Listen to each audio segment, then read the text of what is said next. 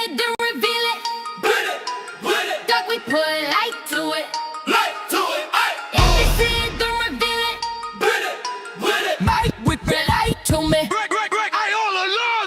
If it's hid, then reveal it. Duck, we put light to it. Love, we hunt till it's found. Too high up, we tear it down. Who are we? NLG. Seed and truth through the dirt. Let's go. Loom it, learn it. Watch us work, watch us shine. Put your mind to work, yeah, we got a pattern. Everything we touch, back by research that matters. No shortcuts, no guessing. We dig deep in the data. Truth hunters on a mission. Climbing up the ladder. We don't stop, we don't quit, we don't fold under pressure. If the roots buried deep, we excavate forever. Not gon' rule work. High cadence is dark for the key component. Spirit provides the proof. Now we got the weapon. We on it. If it's hid, then reveal it. Duck, we put light to it. Lost, we hunt till it's found. Too high up, we tear it down. Who are we? NLG. Seed and truth through the dirt. Let's go. Loom it, learn it. Watch us work, watch us shine.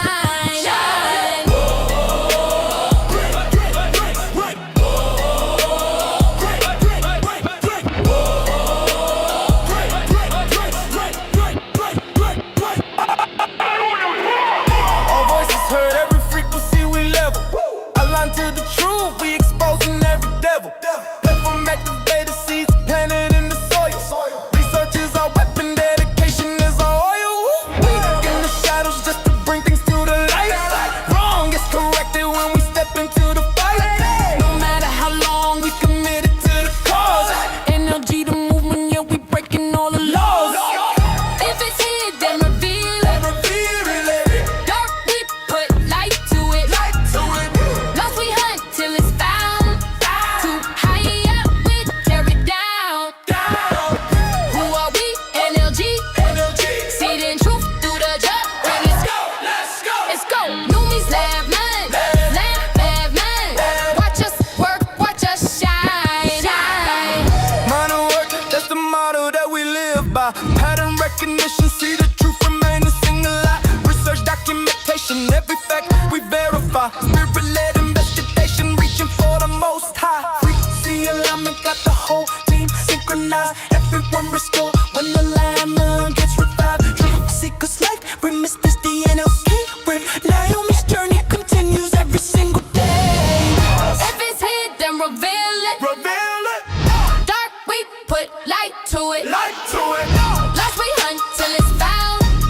Too high up, we tear it down. Who are we? NLG. Seed and truth through the dirt. Let's go. NAOMI'S lab man. Watch us work, watch us shine.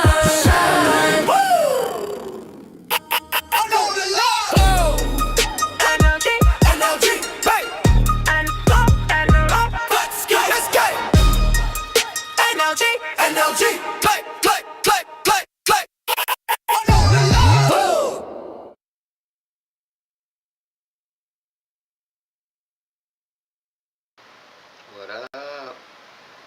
What up, people? If it's hid, then reveal It's it. about that time. Duck, we put light It's to been a it. little second. If it's hid, then You've been reveal it. wondering where is she at? I'm still here. Whip it light to me. About to get to it. If it's hid, then reveal it. Dark, we put light to it. Love, we hunt till it's found. Too high up, we tear it down. Who are we? NLG. Seed and truth through the dirt. Let's go. Loom it, learn it. Watch us work, watch us shine. Alright, it's that time, y'all. Let's just go ahead and go to work. What's up? How y'all doing? How y'all feeling? How y'all living? What's up, Facebook fam? What's up, YouTube fam? Restream, Twitch, TikTok, the earth. Hello, how you doing? It's good to be back into this bag. So I've been doing it for Wednesdays. I technically didn't miss it because it's still kind of in the frame of the week.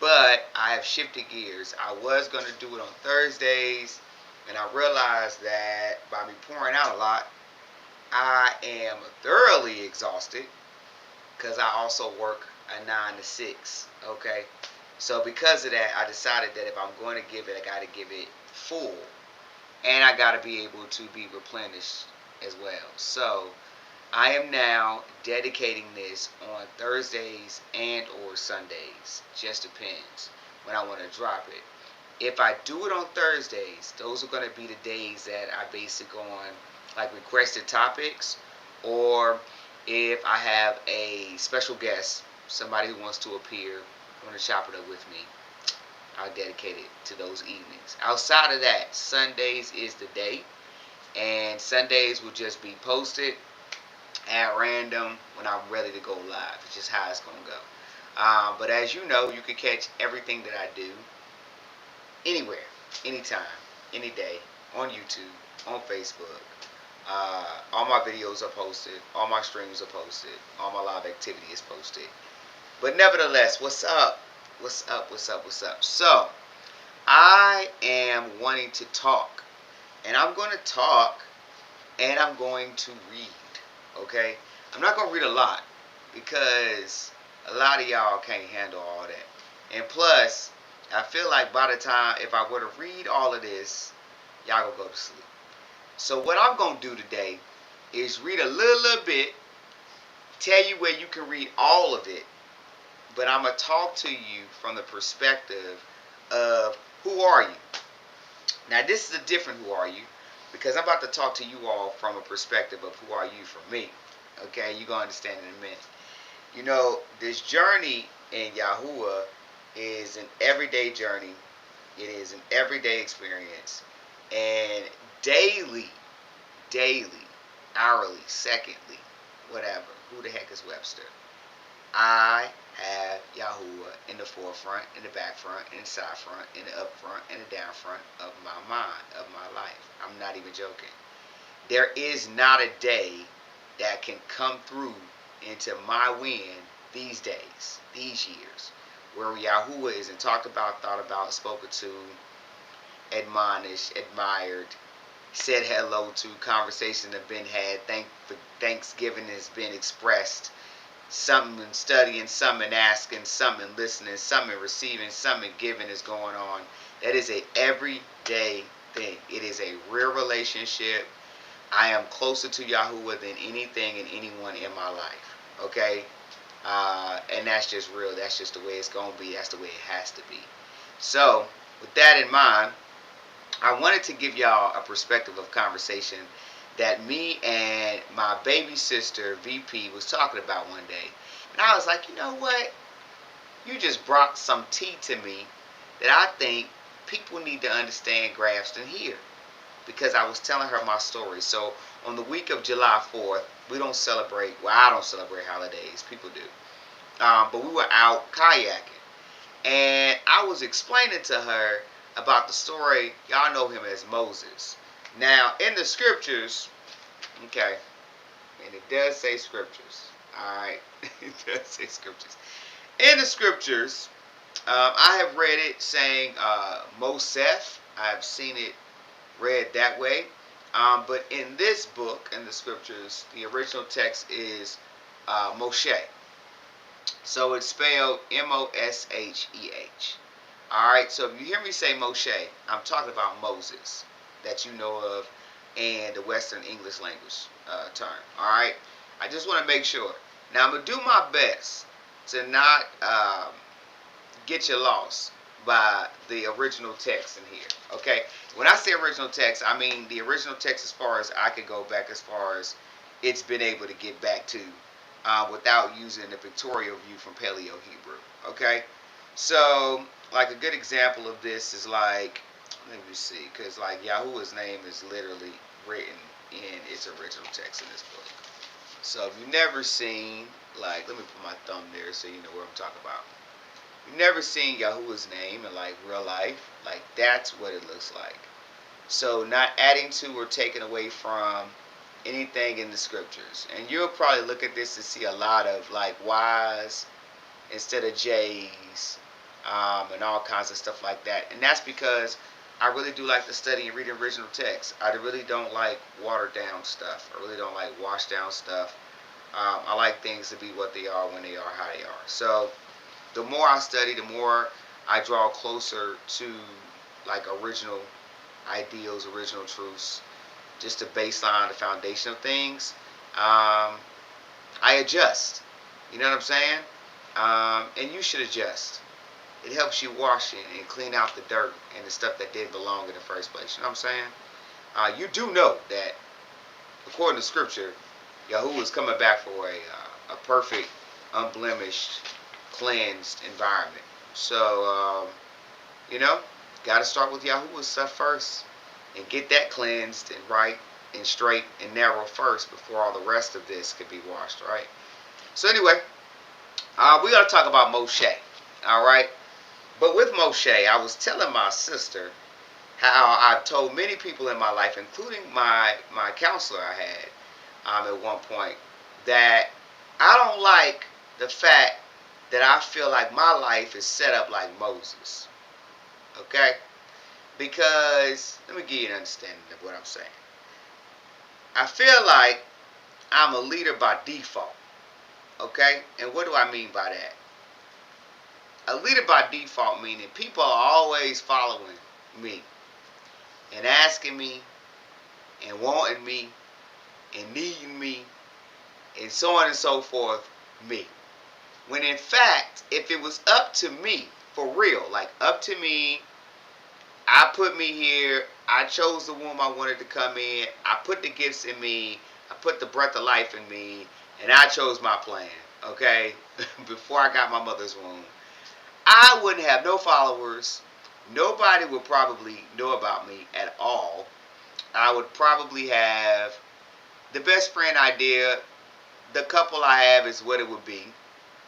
I don't even know what else to say to that, because I really do enjoy me. I'm good with me. I don't need much to add to me for me to enjoy breathing and to live life and feel like life is worth living. Like, seriously, it's all the life that I need is really inside of me, so it don't take much for me to be happy. What normally takes my happiness, what splits it up and dilutes the feeling of it and the sense of it is people, environments, situations, the neediness of others, all the above, just all of that, right? Which puts me in this form, in this world, because, everything got a title, everything got a bucket, called introverts, who we run away from the crowd, okay, because the crowd drains us, all right? And we can't get filled by the crowd, according to what the definition of introverts is, if I would put it in the box, right? We need to stay away so we can replenish ourselves, be vibrant, and then go back out there and let everything take from us again. Alright, right? So, that's why I would identify, if I had to put myself in a professional terminology box, introvert would be my frame of being, I guess, when it comes to people. And so because of that, I really bear witness with Moses. In the sense that if you've ever read Moses' story, you know that Moses was not trying to be anything that Yahuwah had called Moses to be. Okay? So if you want to know Moses' story, go to Exodus. Go to Exodus, read it all. The name of the book, though, from Hebrew, let me show y'all that. Y'all see that? Shemath. Yeah, that's the real name. Yeah, okay? But it does say it over here. Alright? It says Exodus over here. Okay? So, you're not deceived or anything. But Shemath. Alright? So, read all of Exodus, because it's going to take you into Leviticus. The story is wild. Okay? You can also go through the book of Jubilees. That also will give you the storyline.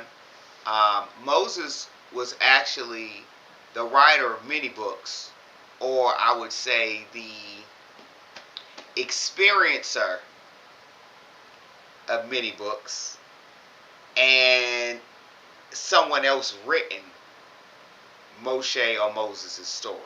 Okay, we'll say it like that, or depicted it, told the story of it, whatever, however you want to do. So anyway, with that in mind, why do I feel that way? Because I could just be with Yahuwah and nobody else could exist, and I could just, that's it. I could just be with Yahuwah and nobody else could exist. I want everybody to have Yahuwah, and I want everybody to be there with Yahuwah. But you ain't got to be in a room with me with Yahuwah. You know what I'm saying? Yahuwah is so big that you could just exist in your own room with Yahuwah. And sharing is caring. You can have Yahuwah too. Just not in the same room with me. Anyway, unfortunately, but fortunately, that's not how it works. Okay? Typically, the ones that don't want to do it is the ones that Yahuwah calls to do it. Because it truly is an act of obedience to do certain things that Yahuwah tells you to do. Yeah. So, Moses' story is wild. Because Moses, at the beginning of his birth,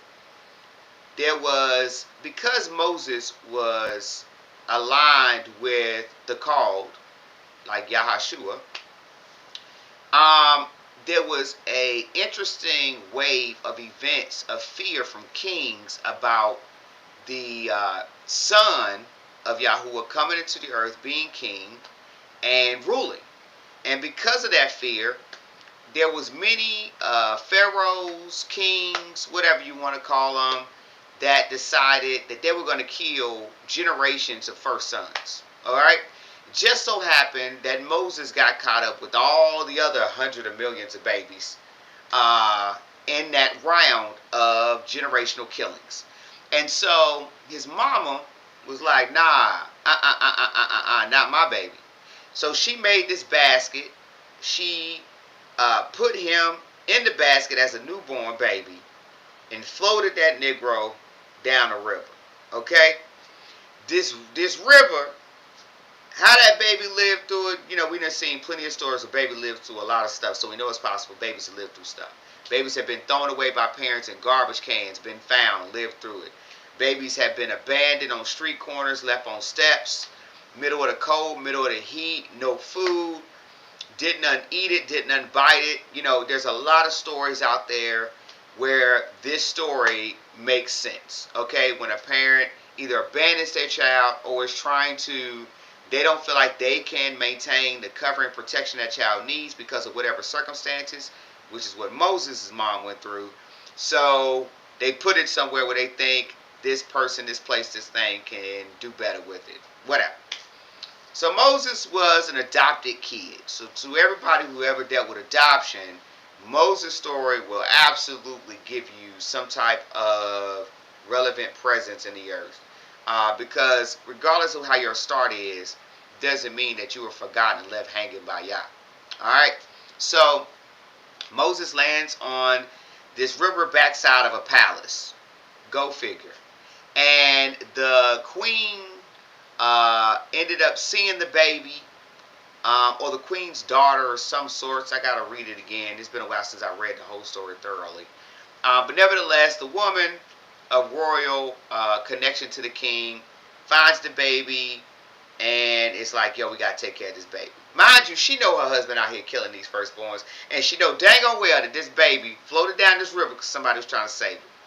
Matter of fact, the Hebrew cloth was left in the baby's basket as identification where the baby came from. So, nevertheless, she takes the baby as her own. Alright? Moses then gets raised up, unbeknownst to him, as an Egyptian. Go figure. And he's raised up in all of the Egyptian ways, all the Egyptians' ideals, and royalty has no idea that it was technically a slave to the Egyptians and was ruled over his entire lineage by the Egyptians under horrible conditions. So he ended up being one of the taskmasters over what he was. Talk about crazy identity issues. Again, we're talking about who are you? Okay?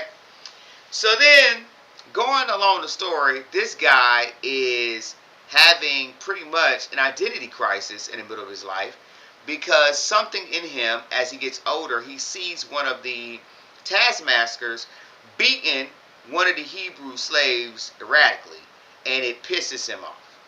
And because, he wasn't trained under anything Yahweh, okay, or Yahuwah way, he was trained under the Egyptian way, his anger, I guess, was unruly.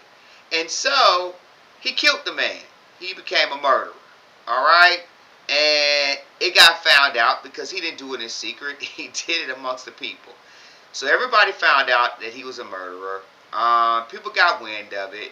Long story short, Moses decided when he found out that he was a part of a different set of people, and that the Egyptians really wasn't his home, but in fact these Hebrews were, he dipped out. He ran. He also kind of got put out too, but he really dipped out.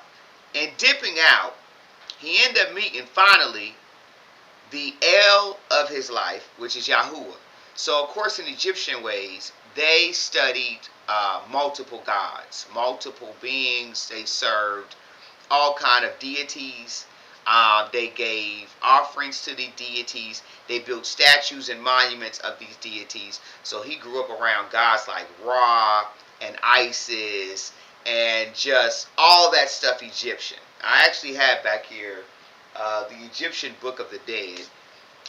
And so it's a lot to what they have kind of followed and studied. Whatever. We're not getting into that right now. Long story short, this dude was very knowledgeable of a whole nother sort, of a whole nother kind, and a whole nother idea of enlightenment. Alright? He gets out into this place we're going to call the wilderness, the desert. And he runs across an interesting situation. So now that I got you caught up, alright, I want to read to you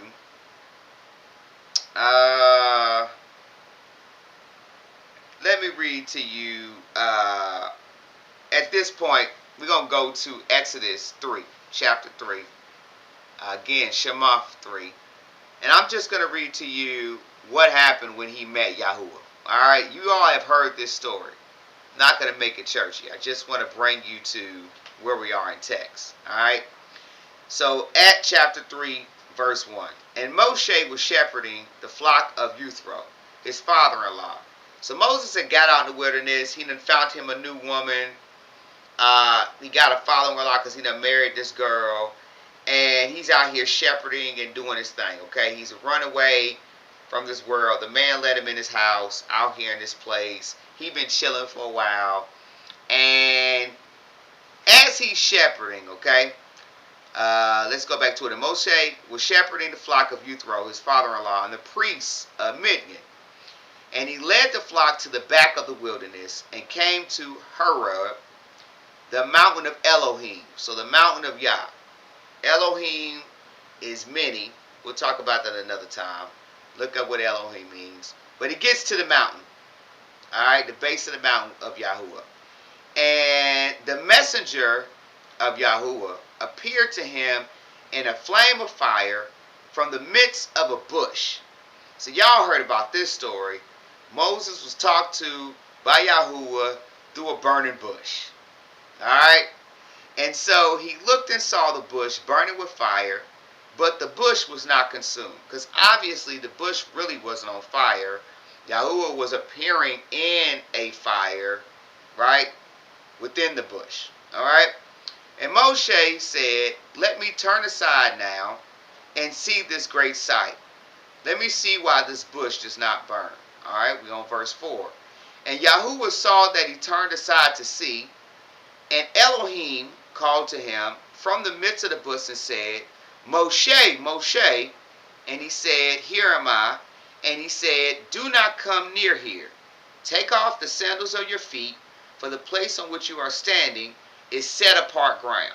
Alright, because anyway, anywhere Yahuwah is set apart for Yahuwah, okay? Where he makes his presence known, for sure. And so he said, I am the Elohim of your father, the Elohim of Abraham, the Elohim of Yishak, and the Elohim of Jacob. So Jacob meaning Jacob. Alright? And Moshe concealed his face, for he was afraid to look at Elohim. And Yahuwah said, I have indeed seen the oppression of my people who are in Mitzrayim. So we're talking about over there in Egypt. Alright? And he has heard their cry because of their slave drivers, for Yahuwah knows their sorrows. And I have come down to deliver them from the hand of the Mishrites, and to bring them up from the land to a good and spacious land, to a land flowing with milk and honey, to the place of the Canaanites, and the Hittites, and the Amorites, and the Perizzites, and the Hivites, and the Jebusites. Alright, these are all different tribes that are within the land of basically Canaan. Alright? Alright, boom. And now, come, I am sending you to Pharaoh. So he just came to Moses and said, hey bro, so you ran from the Pharaoh that raised you, dog. And unfortunately, you're going back. Not only are you going back, but you're going back for a mission that only I've called you to do, that I'm sending you to take care of. And yeah, it's about to go down in your life. So, verse 9, he says, and now see the cry of the children of Israel. It has come to me, and I have also seen the oppression with which the Mizrahites oppressed them, meaning, again, the Egyptians. Again, the Egyptians weren't called Egyptians. That's a new term that was created in this modern time, okay? And now come, I am sending you to Pharaoh to bring my people, the children of Israel, out of Mizraim. And Moshe said to Elohim, who am I that I should go to Pharaoh, that I should bring the children of Israel out of Mizraim? And he said, because I am with you, and this is to you the sign that I have sent you, when you have brought the people out of Mizraim, you are to serve Elohim on this mountain. So, the mountain that he met Yah at is Yah's mountain. Yah is sending him back to Pharaoh to bring the people out of there. Now, mind you, he done ran away. He is guilty of murder. He has been told and known, because the Pharaoh now knows he ain't even part of him at all. Alright? He decided to be away from them. So he's abandoned them. They've abandoned him. And now he's going back to tell Pharaoh to let all of the people that he's already enslaved and don't mind killing, let them go so I can take them to the mountain that Yahuwah told me to take them to, because these his people. They're not your people. That's crazy. That's crazy. So, Moshe said to Elohim, see, when I come to the children of Israel and say to them, Elohim of your fathers has sent me to you, and they say to me, what is his name? What shall I say to them? And Elohim said to Moshe, I am that which I am. And he said, thus you shall say to the children of Israel, I am has sent me to you. And Elohim said further to Moshe, thus you are to say to the children of Israel, Yahuwah, Elohim of your fathers, the Elohim of Abraham, the Elohim of Yashkat, and the Elohim of Jacob has sent me to you. This is my name forever, and this is my remembrance to all generations. Go, and you shall gather the elders of Israel together, and say to them, Yahuwah Elohim of your fathers, the Elohim of Abraham, of Yishtak, and of Jacob, appeared to me, saying, I have indeed visited you, and seen what is done to you in Mizraim, and I say, I am bringing you out of the affliction of Mizraim to the land of the Canaanite, and the Hittite, and the Amorite, and the Perizzite, and the Hivite, and the Jebusite, to a land flowing with milk and honey. And they shall listen to your voice. And you shall come, and you and the elders of Israel, to the sovereign of Mizraim, and you shall say to him, meaning Pharaoh, Yahuwah Elohim of the Hebrews has met with us. And now, please, let us go 3 days, journey into the wilderness, and slaughter to Yahuwah our Elohim. But I know that the sovereign of Mizraim is not going to let you go, not even by a strong hand. We talk about Pharaoh. Yahuwah already knows he ain't going to let him go easy. Alright? And I shall stretch out my hand and strike Mizraim with all my wonders, which I shall do in the midst. And after that he shall let you go. And I shall give this people favor in the eyes of Mizraimites.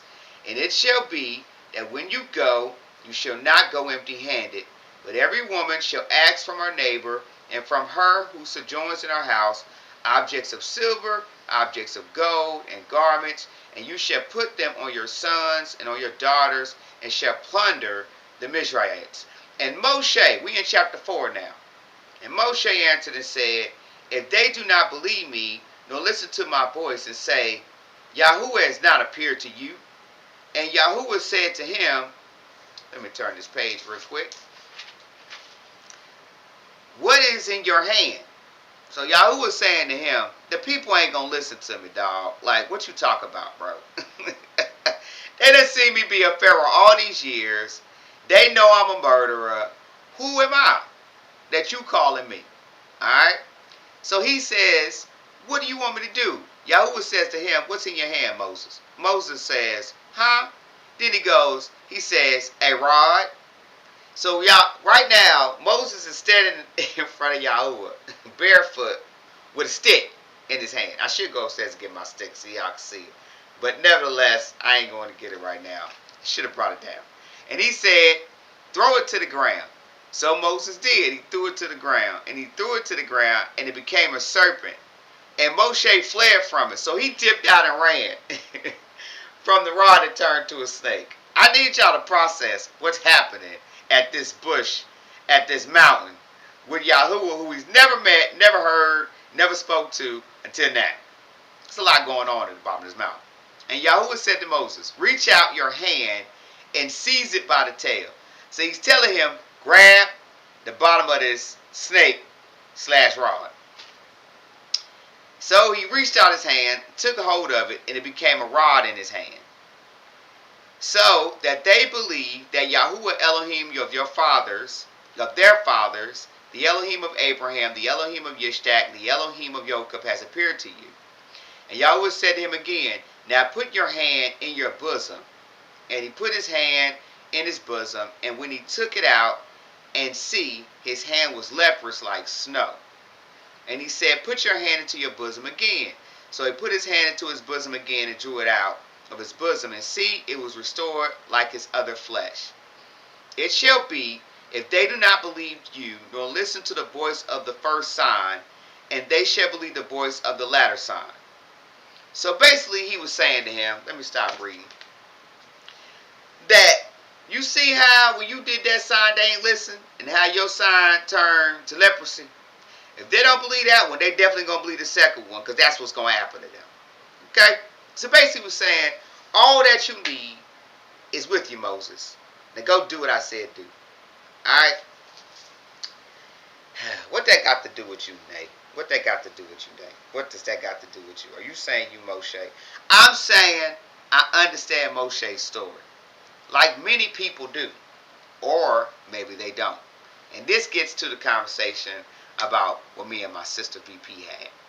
So I was explaining to her that along Moshe's journey, after Yahuwah told him what he had to do, to explain to him, you know, Yahuwah tells all of us something we got to do. If you ever get to a point in your life where you hear Yahuwah's voice and he tells you what he's going to do, he tells you what you got to do, where you got to do it, how you got to do it, why you got to do it, what he's going to give you to do it.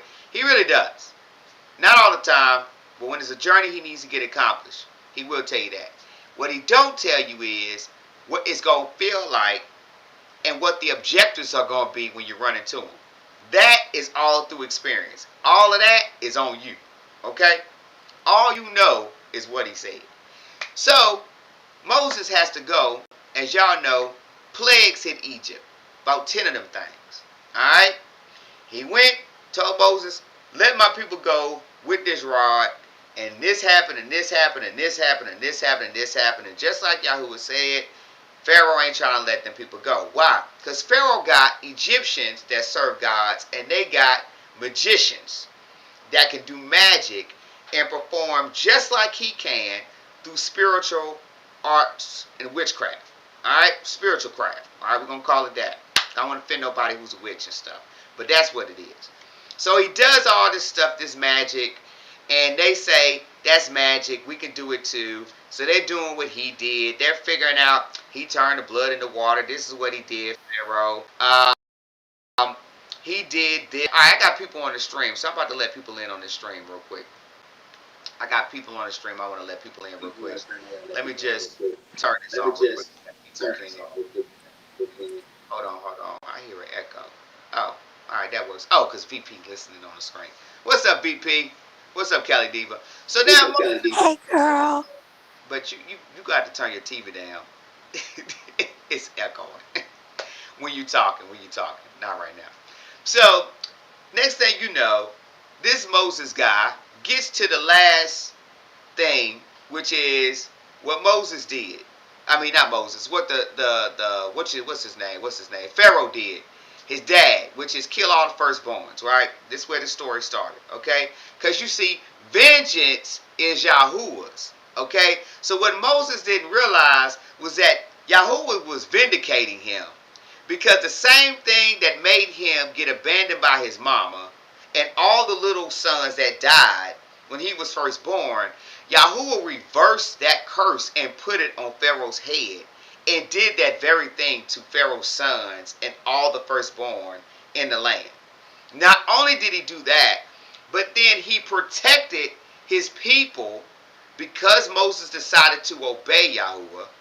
And in this order, he said, since he don't want to listen, let him know that he gonna let the people go, because you're going to have to let your people know that they got to put blood of a purified lamb over their door, because the spirit of death is coming into the land and everybody's firstborn gonna die. Since Pharaoh think he got magic, I'm gonna show him what magic really is. I'm gonna show him who y'all really is. I'm about to let it come down, because he think he all of that in a bag of chips. I'm about to show, right? So he does it. The Hebrews, they bust out scared, but none of their people died as long as they put blood on the door. Alright? This is what you now know of as the Passover. This is the first Passover that's ever been mentioned in history. Just so you're aware. Alright? So, here we go. The Egyptian sons die. Alright? All the firstborns. He's mad because he has a son who's supposed to be in line for the next Pharaoh. He died. Alright? Well, the son died, I should say. And so now he's mad, and he tells Moses, get out of here with your plagues, your people, y'all can go. Just like Yahuwah said. So they take the plunder, they leave. And now all the people believe him. Mind you, the whole time Moses is out here with this stick, every time he went with the first 9 plagues to go do something to say, let my people go, the Pharaoh doubled their slavery, doubled their workload, took half their food away. He was punishing them every time Moses said something. So they hated Moses. They couldn't stand Moses, even though they was hoping that Moses was the deliverer. Mind you, Moses had no idea what he was doing the whole time. You know why? Because Moses, like me, was just being obedient. He didn't ask for it. He didn't want it. He was just doing what he was told. What they didn't understand about Moses is what I want to bring into perspective today for many of you. And that's the perspective of, who are you? Who are you? What perspective do you view yourself through in this story that I'm telling? Meaning, do you see yourself as a Moses where there's nobody in front of you but Yahuwah, and you are blindly following Yahuwah, though you can see, okay, you're blindly following Yahuwah because whatever Yahuwah says do, you do. However, for some odd reason, he has people behind you following you. You didn't ask for the people. You didn't even know the people. You didn't really care about the people. You're not really sure who all the people are. You really don't even know most of people's names. But they are assigned to you. Help me. Okay? This might just be a counsel session for me. Alright? But I just want to talk about it. Because I think it's worth a good chat. So, Moses went and did it. People's people died. His people lived. They were happy. They plundered them. Now they free. Now they marching. And Moses is marching ahead of them. Moses still don't know what he doing. Moses still don't know where he going. Moses is just following the wind of Yahweh. Okay? So he's out there with that stick. And he's going. They going. They all happy. They dancing. They're like, we free. Prophecy is real. Yahuwah's finally heard our cries. Kids that ain't never know who Yahweh is now believes what their grandparents told them all their life, all these years of being slaves. They're like, wow, this is amazing. All right? So now they out here in the wilderness. And they're mad. Now they're mad at Moses because Moses, Yahuwah didn't tell him to build no houses. Yahuwah didn't have him build a community for them to go to. Yahuwah just told him, you got to take them to the bottom of this mountain where they got to worship me, because I'm going to take them into the land of Canaan, into a land that's flowing with milk and honey. Alright? This is crazy. So, he's blindly doing it. Don't know what's ahead. Don't know that they're going to have to get all of their food from the dew of the grass. That's how these people were eating. From the dew of the grass. It didn't rain. He had no idea. It ain't like they understood how to live without the pharaohs feeding them. Everything that happened to them came from them following Moses, not realizing Moses was following Yahuwah. So in reality, they were following Yahuwah too. Crazy. So now I'm telling my Okay, so can I ask a question? yes, you can. Ask your question. Because for me, sorry, I'm losing my voice, Yeah, you but feel me like it. I have always told you, I feel like everybody at some point in life is a Mosif and everybody is a follower at some point as well. It's about knowing the season and what position that you're supposed to take. I feel like, for instance, like I would say majority of the time, I would be more of the people that was following Moses because for me and where I'm at in my spiritual journey, I don't feel like I have been properly taught how to directly connect myself with Yahuwah to be able to hear as clear as people like you. So I would personally, I was going to ask a question, but I would make a statement and want to have a dialogue about it. What is your mindset about people that have that connection like you do with Yahuwah, that you can hear him very vividly, and people tend to follow you in knowing how to teach those people to do what you do? Because if we knew how to do it, then it would be easier for us not to put our faith in, which we shouldn't put our faith in man, but it'll be Right. easier for us to all be Mosif in these scenarios. You get what I'm saying? Right. Yeah. Yeah, I do. So like, That's VP, where by the did way, y'all. That's you, VP. how did, was that? Oh, hey, y'all, hey, I don't have a voice. But did you, did you always know that you was Moses? Or were you ever one of the followers and you had a Moses in your life? And did that Moses teach you how to connect to Yahuwah so that you can stand in that in confidence and blindly follow? Because a That's a lot great of us question. can't do that. I have a hard time blindly following something. So that's a great question. So, truth be told, looking back on me as a little person, remembering the first scripture I read, and just how I've definitely been a person that's owned my walk with Yahuwah and always gone straight. The closest thing I've ever gone to something guiding me, the first thing that guided me I went to was a word, which to me was the scriptures, which to me was the closest thing that Yahuwah had in the earth that spit out exactly what Yahuwah's essence was, because it was like documented proof of everybody's life who's walked with Yahuwah, testimony of Yahuwah through people's life, through people's lenses, and most of it was objectively given to man to put down on papers because of the spirit of Yahuwah that was behind that person. So honestly, I was probably born a Moshe. Again, which is my point. Which is my point. I didn't ask for it. No different than someone who has to follow didn't ask to have to be a follower. It's like, because the reality is, to your point, I'm just as much as a follower as the followers. The only difference is I, for some reason, feel more comfortable with following Yahuwah directly, like being, if this is Yahuwah, this is me, then me having Yahuwah, and then someone there, and then me.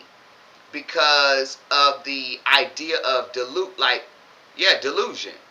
And like, I have tried to do the, Elaborate on delusion for me. Because you know, so like like, for me, for my format, for like anybody that's listening that might be a follower like me, I connect how I get my information and my downloads and stuff is through my angels, my ancestors, my spirit guides. I have that buffer between me and Yahuwah because yeah, it's like, okay, I personally in my walk feel like that there's ranks, and I don't feel worthy enough to just go straight to Yahuwah yeah, in my state that I am in now. So not that I'm in a bad place, but I yeah, just don't feel like I'm clean enough. You know what I yeah, mean? yeah, So I have my ancestors intercede on my behalf for me. So I give out my offerings to my ancestors and tell them, like, hey, listen, you see, this is what I got going on. Can you intercede for me on the other half and take that to him and then bring it back to me? yeah. So I guess what I've been asking Dilute. you for years is how do I get there? So dilute, to answer the first question you asked with dilute. Dilute to me is like, I've tried to do the Yah pastor, Yah priest, Yah intercessor, Yah whoever. And what always happens is that following a person that's following Yahuwah, typically, if you're called to do something that they are not called to do, or if you are challenged to walk a certain path and make a left or right hand turn that they themselves have not been called to do, and they identify themselves as someone over you, then when you are told by Yahuwah, because eventually following someone is following Yahuwah if they're tied to Yahuwah, because you're building a relationship with Yahuwah. You should be, while following a person that's following Yahuwah. Now, if you're not building a relationship with Yahuwah while following somebody, that's when you get into religion. But if you are building a relationship, Yahuwah's voice will begin to override theirs to you. It will become this eventually. And he will only use them as a bumper for you, a reminder for you, a rod or staff for you of protection, while you're still learning how to become more and more independent of the person in front of you and more connected to Yahuwah itself. So with that in mind, diluted meaning, if I needed to make a left, the person that is in front of me, if they didn't hear that, they will direct me to keep going forward. And now I'm struggling with the obedience of man over the obedience of a voice I'm now learning that I can sense and know is Yahuwah's. And because of religion and ideas of man, I fall subject to following the man that thus far has led me the correct way, but they can't hear everything that Yahuwah has to say directly to me. So I have been misguided many ways. Not saying that Yahuwah hasn't been there to redeem and protect and shield. But it dilutes Yahuwah's voice at some point when this person has their own journey and needs to go this way, and this person was created for their own journey that needs to go this way.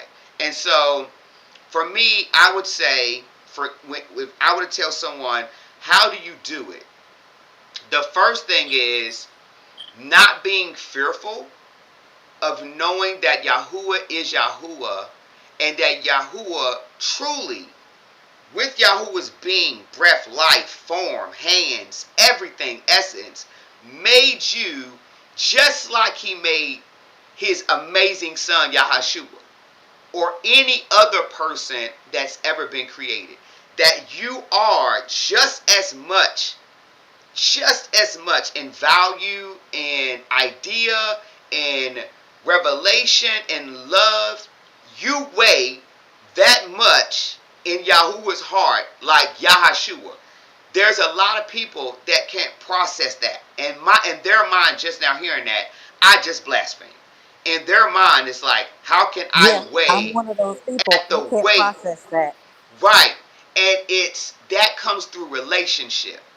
So religion has taught me over the years that, to your point, there are ranks and there are steps and there are things you gotta do, that you can't do, that you should do. There are rules and regulations.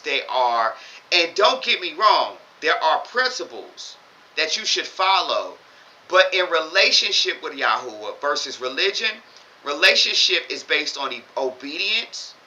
Religion is based on steps. Relationship is based on just obedience. It's just obedience. I can't even go. And obedience is built by the love that you share.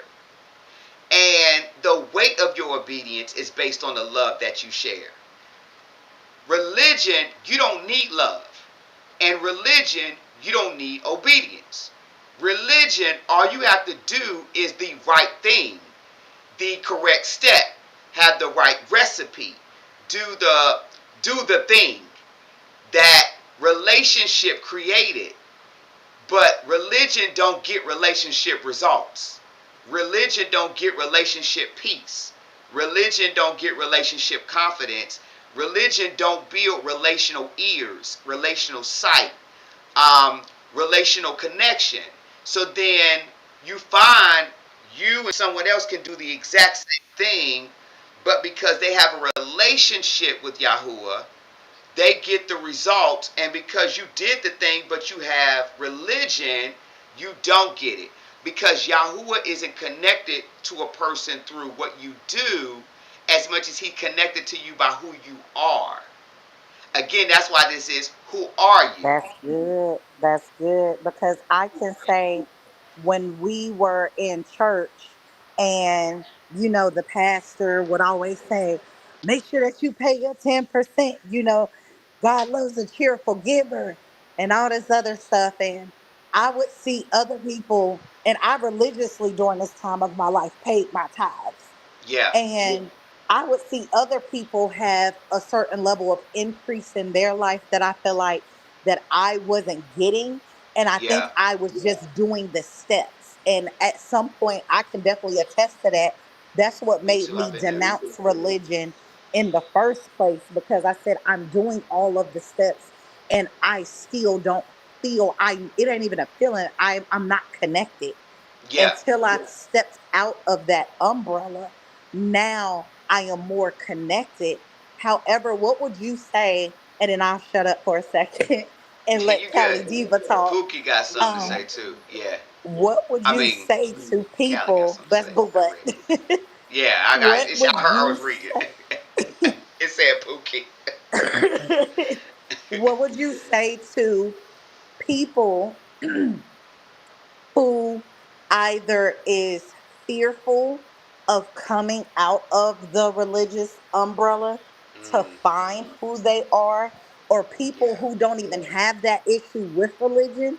They've never experienced religion at all in life. But they want to Yeah. know where to start so that they can get connected to figure out if they are Mosa or if they're you?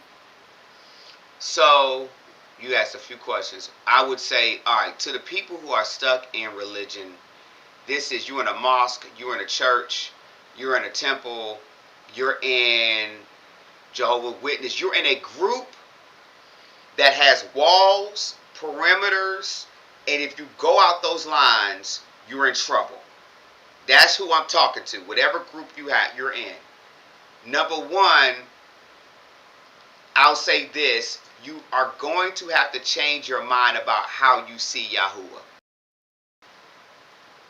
because the reason you're in that box is because of your perception of who Yahuwah is, number one, and then how Yahuwah sees you. So you are believing something about that box being Yahuwah. And anything outside of that box is not Yahuwah. And that's religion.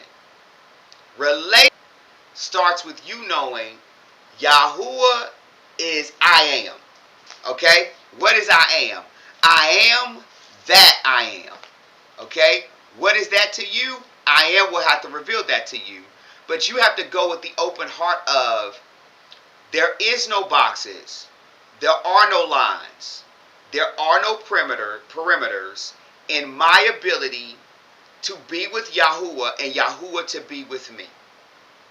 That is very hard to perceive, but if you've ever been in a relationship with anything, anyone, or just yourself, where you have been willing to blur your lines of compromise, blur your lines of ideas, like a woman with their child, or a man with their wife, or a woman with their best friend, or a man with their cousin friend, whoever you've been close with, where that one person, it could be just you and yourself, but whoever that is, they can get away with murder and you'll always love them. There's nothing that they can do that will separate your love for them. That is the best place to start at in perception of Yahuwah, because Yahuwah begins there. Yahuwah is love. You got to remember, with all the rule finding that you follow, with all the steps that you do, with all the wrong that you feel you've done, or right that you feel you've done, none of it is great to Yah.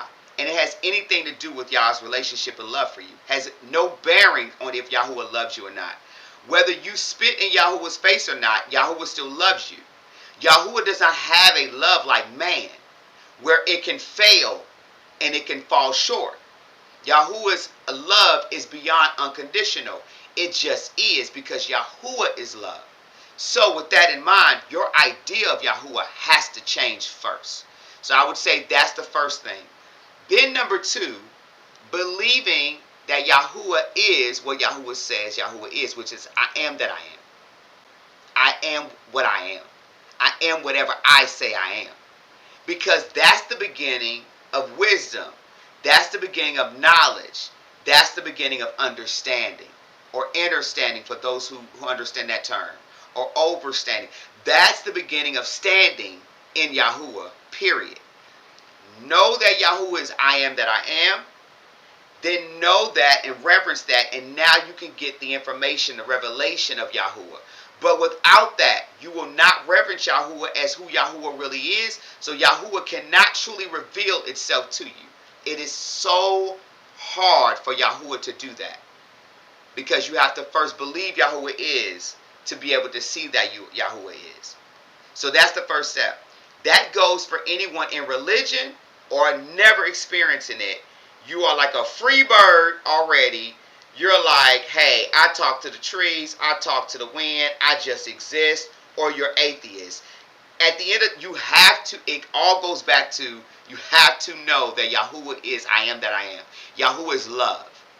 Once you do that, there is an acceptance and a freedom and a peace that comes with love that nothing else can bring. And when you take the conditions off of, I got to check these boxes, I got to do this, I got to hit that, You have now entered into a space of relationship because you now know no matter what I do or don't do, no matter who I am or who I'm not, me and this thing, this idea, this deity can exist however we choose to freely.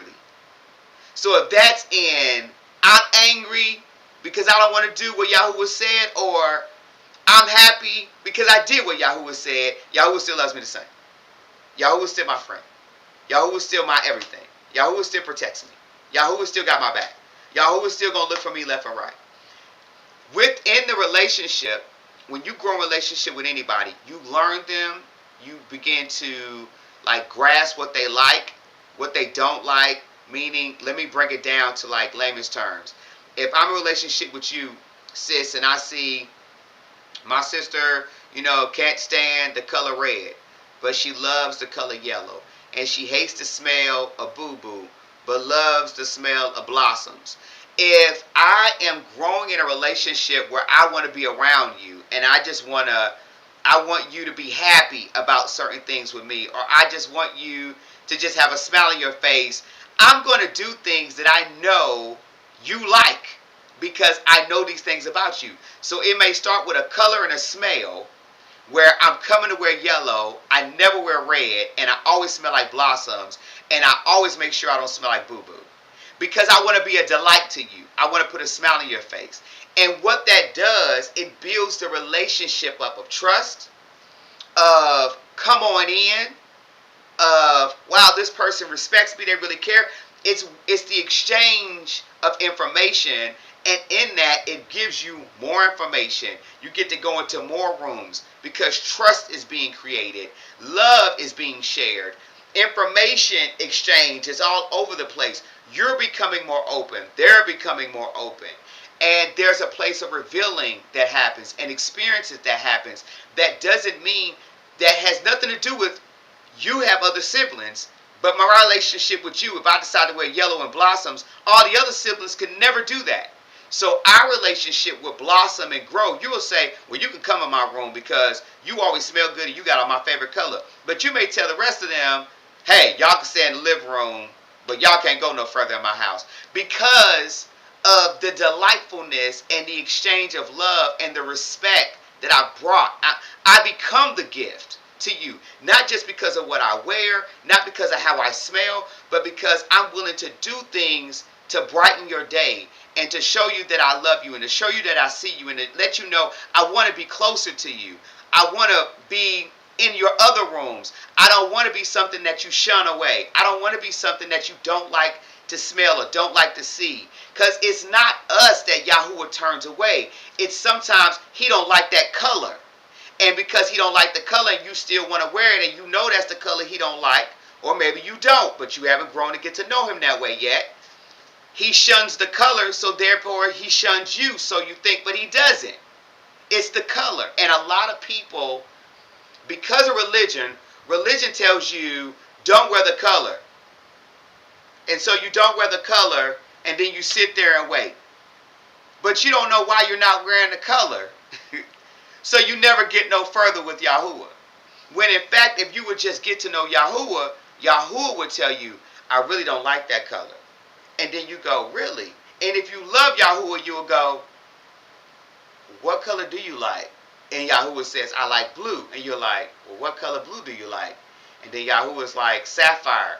Now you're going, because you love him so much, let me go find the coolest sapphire blanket I can find. I'm going to really show you that I can wear some sapphire. I want to be the most sapphire is wearing the sapphire you've ever seen, because I want you to know, no matter who else wears sapphire, that I'm the best sapphire you ever got in your existence. And now there becomes this excitement of exchanging. That's the best way to explain it. Relationship over rules and doing. It's what you build with people that you're passionate about, whether it's yourself or others. I want to get to this private chat. Hold on. I want to see what Callie wanted to say. And hopefully I answered that question a little bit. And if I didn't, let me know. Callie, what's your statement or question or both? Hold on. Let me bring you back in here. Hold on. All right, you should be able to talk now and come on the mic. Okay, can you hear me? Yes, I can. Okay, What's so up? I know Pookie asked about, well, you guys hit a lot about it. So I'm just going to talk from a personal perspective of how do Yeah. you, for the longest time, I felt the same way as Pookie in regards to not feeling worthy of, Yah's love, his grace, his mercy, his blessing, all of the above, feeling dirty because of the things that I have done in my life, the things Yeah. I have experienced in my life. But I do remember early on in our relationship, you asked me a question. It was a very profound question about Yah and like, do I believe in him? Do I know him? And I told you, like, without a doubt, I know he's real. And my experiences in the church, not saying every church is like this, not saying every preacher, pastor, individual is like this, but the devil also knows the Bible. Okay. Hmm. Very well. He knows the word. And so what made me want to seek the direct connection with Yah versus listening to man is my personal experiences where I belonged to a church, had served with the church. I mean, I was literally um working in the children's youth ministry, working with youth is my ministry. And I watched high ranking members of the church tell certain individuals they could not, teach in the children's ministry because they were gay or lesbian. Good people, loved kids, knew the word, probably knew the word better than half of those higher ranking members. I myself am a lesbian. But I had to hide it because at that time I was married to someone who was trans. So we kind of pretended to be the stealth heterosexual couple, which we were not. So nobody never knew, nobody never said anything, but I watched this with my own two eyes. And I know we talked a little bit in the past about taking the rod out of your own eye because you have people in here who are serving as high ranking pastors and members who are meth heads, who have committed adultery, who have done this, that, and the third, yet you are Right. casting a stone on somebody else. May not be the same sin, but yet not. You're telling them that they cannot serve in the house of Yah. So it made me look like you're pouring all this stuff out into the church every Sunday about love, about not judging. We are not God. God judges us, but yet you are doing so.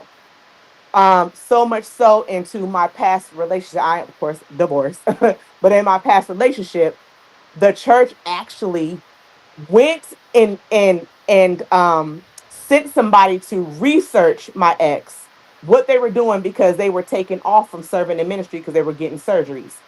Brought us in and had a conversation. Now they didn't know if I knew that this individual was trans or not, but they came in, brought us to the room, and said, "Hey, um, we noticed that you've been going out for search," and called both of us in. Mind you, the conversation was with my ex, but they called both of us in.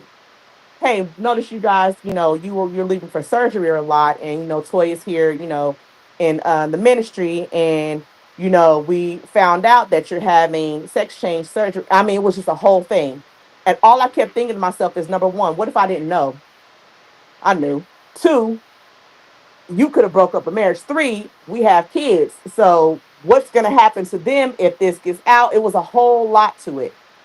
Yeah. And so I looked and I realized to myself, oh my goodness, I'm following people that are supposed to be following Yah. And I do get it, it does say, because I used to question a lot, like, how are you going to judge me? But it does have parts in the Bible where they talk about people judging people. Understood.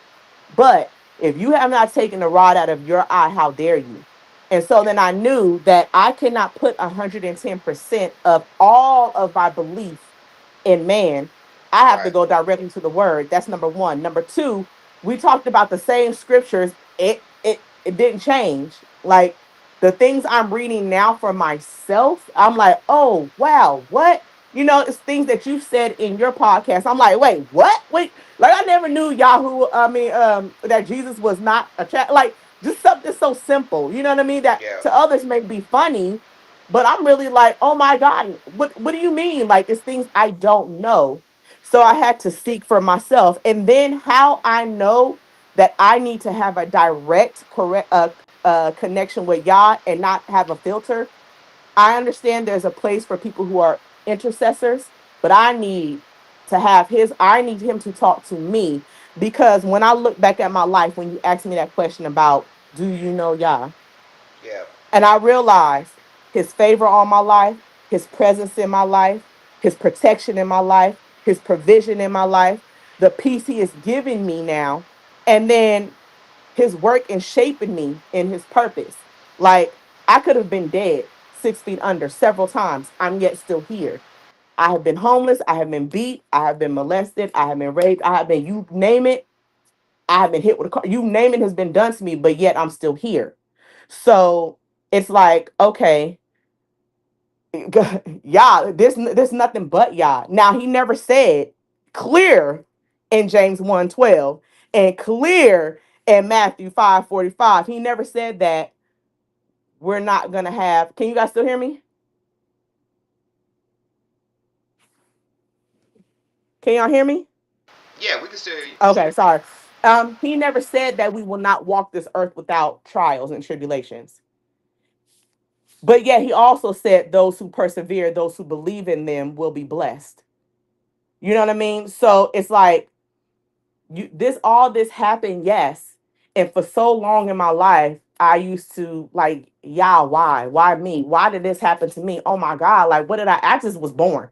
I didn't even ask to be created, but yet, yeah, but yeah, no matter being molested, being raped, being beat by family members and those who were not, you know what I'm saying? Being homeless, still graduated from college.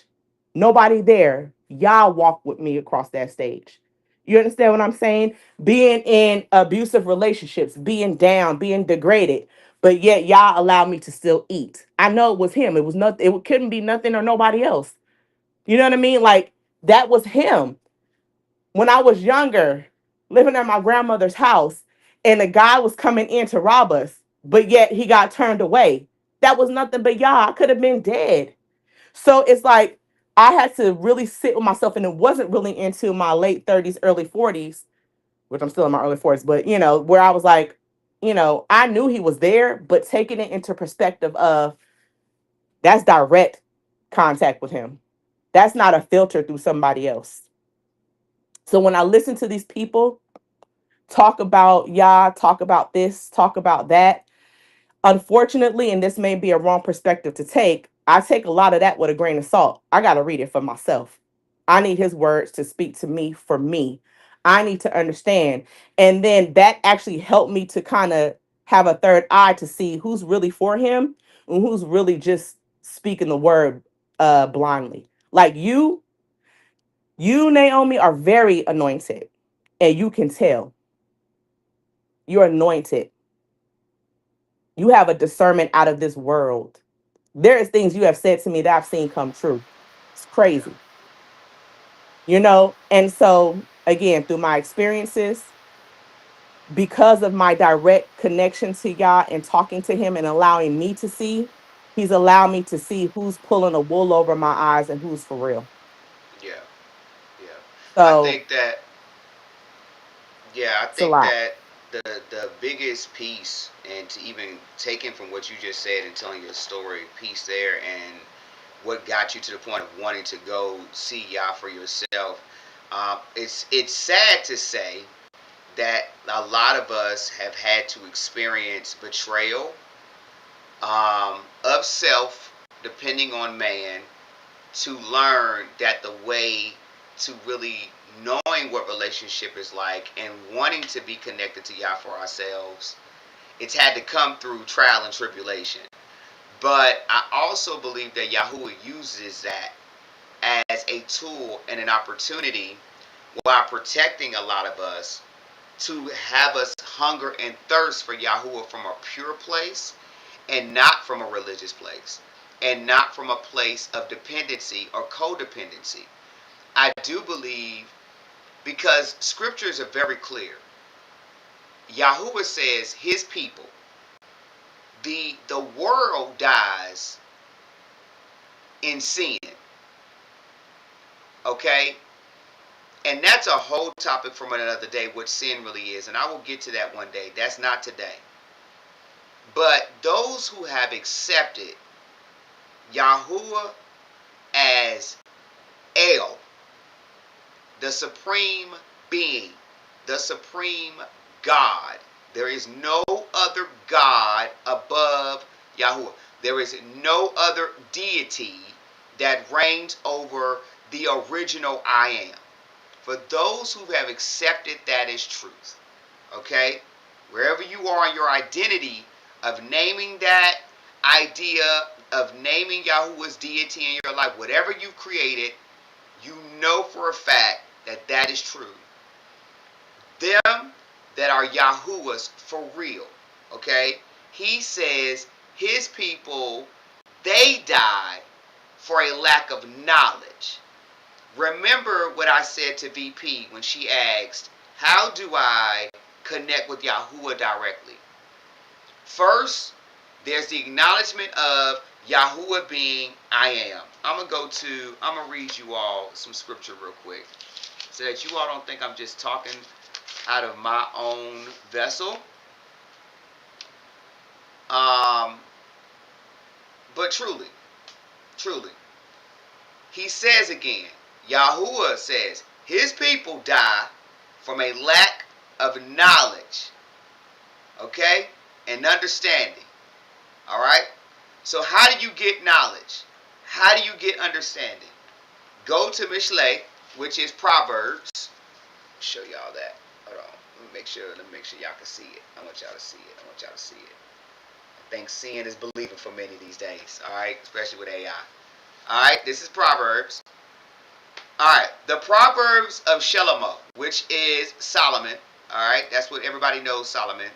Proverbs of Shlomo, son of David, which is King David, sovereign of Yisrael, for knowing wisdom and discipline, for understanding the words of understanding, for receiving the discipline of wisdom, righteousness, right ruling, and straightness, for giving, not forgiveness, but for space giving, the discipline, the insight to the simple, knowledge and discretion to the young. The wise one hears and increases in learning, and the understanding one gets wise counsel. All right? For understanding a proverb and a figure, the words of the wise and their riddles, the fear, verse 7, the fear of Yahuwah, the reverence of Yahuwah is the beginning of knowledge. Okay? Fools despise wisdom and discipline. Alright? And then verse 8 it says, my son, my daughter, heed the discipline of your father. Do not forsake the Torah of your mother. Meaning Torah. The Torah is the first 5 scriptures, the first books of, or the first 5 books of the Torah. Alright? And the 66 books is Genesis, Exodus, Leviticus, Numbers, and Deuteronomy. Alright? Those are the first 5 books of the Torah. So it says, do not forget the beginning of those things. You have to know Yahuwah is Yahuwah. You have to reverence Yahuwah as Yahuwah. That's the beginning. For many that don't have discernment, that lack understanding, that can't grasp the inner wisdom, the divine straightness, all that this name, the discretion, the discipline, the insight that Yahuwah gives, you can't, the right ruling, you won't get it without first acknowledging that I am is I am that I am. You have to do that first. From there, your journey begins. From there, knowledge comes, wisdom comes, understanding comes. Let me tell you what happened when those 200 fallen angels came down and deception was brought in and people started becoming servants of their own knowledge. The knowledge of good and evil is not this knowledge that Yahuwah is speaking of through his son Solomon. Okay? through wisdom. This knowledge is righteousness. It is pure. It is from the spirit of Yahuwah. Period. The knowledge of good and evil is a lower realm knowledge. It is a knowledge that was below Yahuwah's realm of seeing and giving and existing. It is what the angels knew. They are of lower ranking. They are not I am that I am. They are from I am that I am. I am that I am concreted in every angel a name and a plan and a purpose. They didn't do that with Yahuwah. Yahuwah did that with them. They could not come out of that framework. The only thing they could do was stay in that same framework and flip the other side of the coin and choose to still be that, but in their own vices. And that's what they chose to do. They had the knowledge of good and evil before them. Now, those angels that decided to take the wisdom and reverence of Yahuwah and put on their own deity as their own selves and say, we're going to do this the way we want to. We're going to rule ourselves. We're going to reign. We're not going to follow Yahuwah as Yah any further. They put a curse on themselves. Give me a second. I'm going somewhere with this. They put a curse on themselves. All right? Because they disconnected themselves to Source. Source is way. Source is righteousness. Source is understanding. They took on what they were and said, this is enough. I'm going somewhere with this. I really am. Hold on.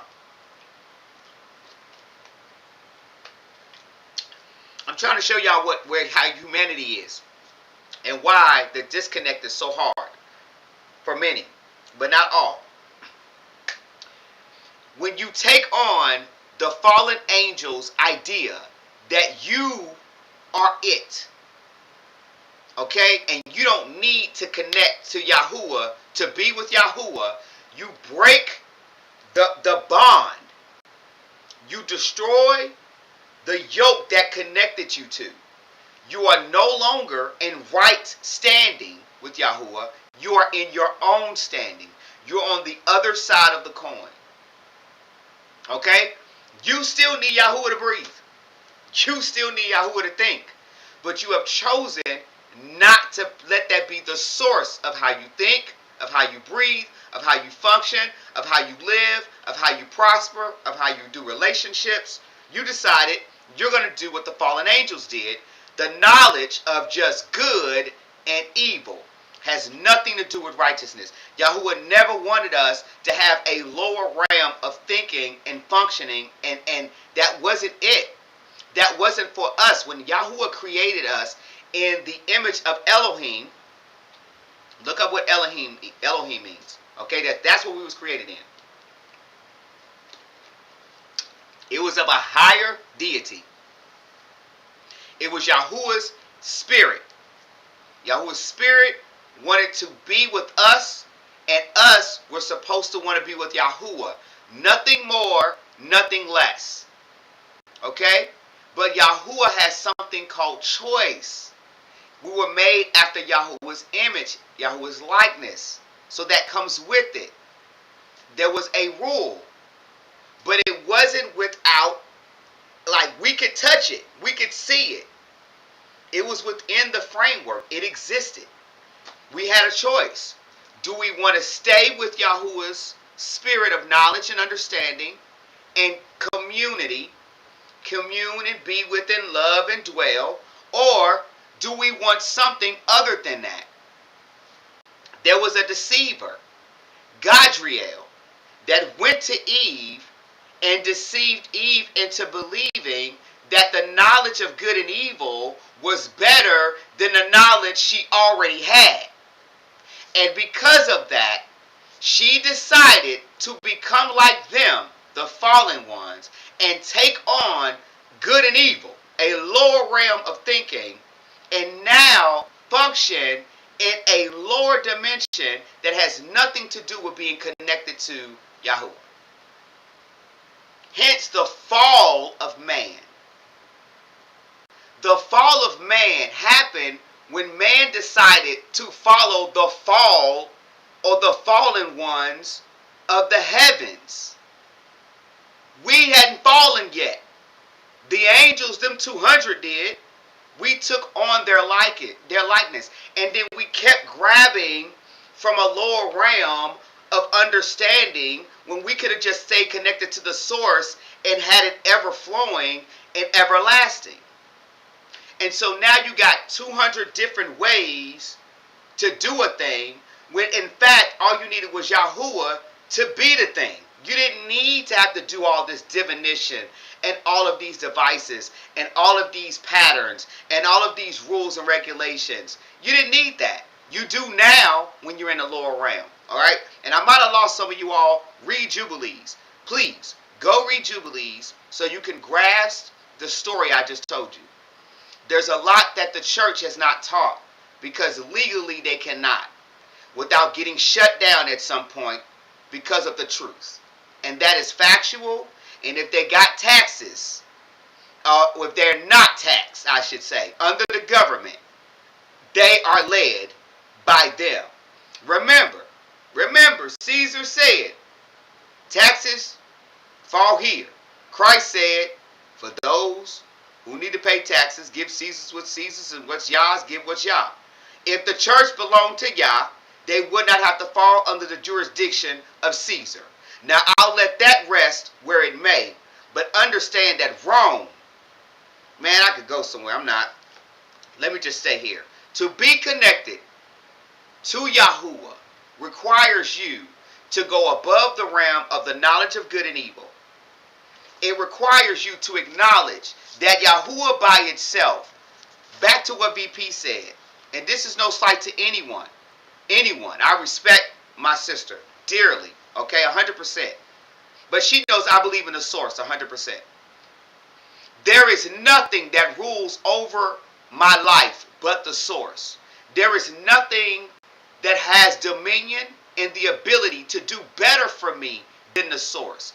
No fallen angel, no deity, no grandmother that is just passed, who is now an ancestor in my life, has authority over me more than Yahuwah. She stands beside me. Not above, not below. Okay? Beside. My big mama, all of them. We in this together. And we serve one great L. Period. There is no big eyes and no little U's. We all big. The scripture says we're all little gods. How can we be that? Read so you can understand that. You decide if you want to connect to the fallen or the righteous. The fallen is why many are lost. Many are called, few are chosen. You can't be chosen if you're not putting yourself in the place where you can be chosen. So what did I mean by that? If I told you I want a basket of red apples, and on the table you left me with yellow apples, orange apples, red apples, all kind of apples, but you laid them out on the table, and in your mind you're saying, because you're under your own realm of knowledge of what's good, and you're saying Naomi wants apples. I said I want bright red apples in a basket that I can choose from. Those that understand that, those apples that understand that, they're going to get themselves, check themselves, evaluate, am I red? If they're not red, figure out how they become red and put themselves in a basket to be chosen. The rest of them are just going to sit there and go, well, I'm an apple, so I should be chosen at some point. But you're not putting your place in the position of what chosen is. The position of being chosen is the position of connecting yourself to Yahuwah only and disconnecting everything else above. That stuff should be level with your shoulders. That stuff should never be above your head. and then Yahuwah is next. Never, never, never, never, never, never, never. We are considered in Yahuwah's eyes sons and daughters. Like, there's Yahuwah, and then there's the womb, and then birth. Not Yahuwah took us out and then put us in something, and then that gave birth. That's not how that works. Sons and daughters, bro, you are entitled. You are next in line to get the kingdom, the throne, the seat. You are next in line to rule and reign. You are the ones that command the ones that he created, which are the angels in heaven, on what to do and what not to do. But you have to sit in a place and be connected in a place of relationship to do that.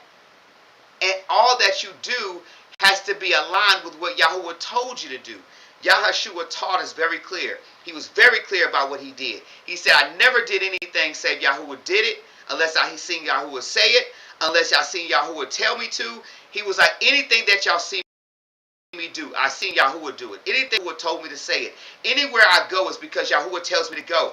Yahushua was never one to say, I'm doing this because of Moses. I'm doing this because of Elijah. I'm doing this because of this one and that one and Michael. And no, Yahushua was Yah and me. Yah and me. Elijah, anyone who was great, they decided to connect to Yahuwah only and disconnect from everything else that wasn't Yahuwah. That's what's important. The fall of man is being connected to everything lower than Yah. The fall of man does not understand the righteousness of Yahuwah. If you want to be encompassed with the spirit of Yah, you have to want to only have the spirit of Yah. You cannot be a person that wants multiple spirits within yourself. You cannot be multidimensional within yourself. You have to be one-eyed, one single-minded. You have to desire Yahuwah and that alone. And if Yahuwah isn't good enough for you, then your heart, where your treasure is, your heart will be there too. So if that's not the best place for you, it will show. Because you won't be able to dwell and exist in Yahuwah alone. You will need the 200 to exist and all that they taught. You'll need the knowledge of good and evil to flow. Yahuwah will not be good enough. Hence, Satan, Ha-Satan. H-A-S-A. Study all of that. Anyway, I want to see if there's more that's being said. I just gave out a lot. That was a big because it's such an important topic and so many want to know how to connect to Yahuwah for themselves, and it's not easily done, but it is easily done once you make the decision to do it. You have to make the decision to do it. Hold on. Was there anything else in the chat that I'm missing? Let's see. All right, here we go. I see some stuff. Boom, I got some questions, y'all. If it's hid, then reveal it. Duck, we Was put on light angels to it. before or after Adam? If it's hid, then It was reveal during. it. Light to me. Sorry about that. My apologies. I clicked the wrong button trying to do this chat. Apologies. I'm here. So, was the 200 fallen angels before or after Adam and Eve? It was during. When you read Jubilees, all of the falling happened at the same time. That's a story for another day. I'm not going down that, but if you request that to be discussed, I will put it on the next discussion. But that can't be today. That is a real, it ain't a rabbit hole, but it's a hole, okay? And it's own section, and I would prefer to have Jubilees in front of me because you would have 1,000 questions, but it happened at the same time. Were the fallen angels deemed fallen when they came here or after they deceived people and betrayed Yahuwah? Great question. Excuse me. The fallen angels were deemed fallen the moment before they left. They made a decision to curse themselves and make a decision to come down to the daughters of men, to isolate them and be separate from Yahuwah's commands and do what they wanted to do. They knew that they were going to disconnect themselves from Yahuwah. So in the moment they made the decision, they failed. Just like in the moment when you hear the story of Lucifer, in his heart, he decided to do what he did, he failed. Okay? Just like when Eve, in the moment of decision, decided to the tree of good and evil was better, she failed. It's all the same. It's all a decision. Alright? Then they did. Right? Then they did. Okay? Alright, so the deception that they did when they deceived the people and betrayed Yahuwah is what made man fall. Unfortunately. That's how we fail. The flood.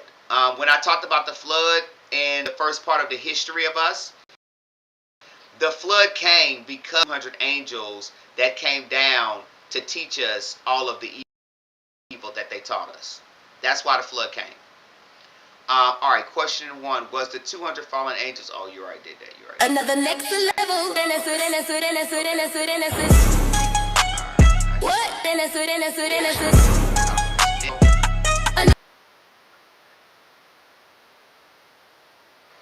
Genesis. Another next level Genesis. Release. Let's go. Okay, let me stop. I just really like that. Uh-oh.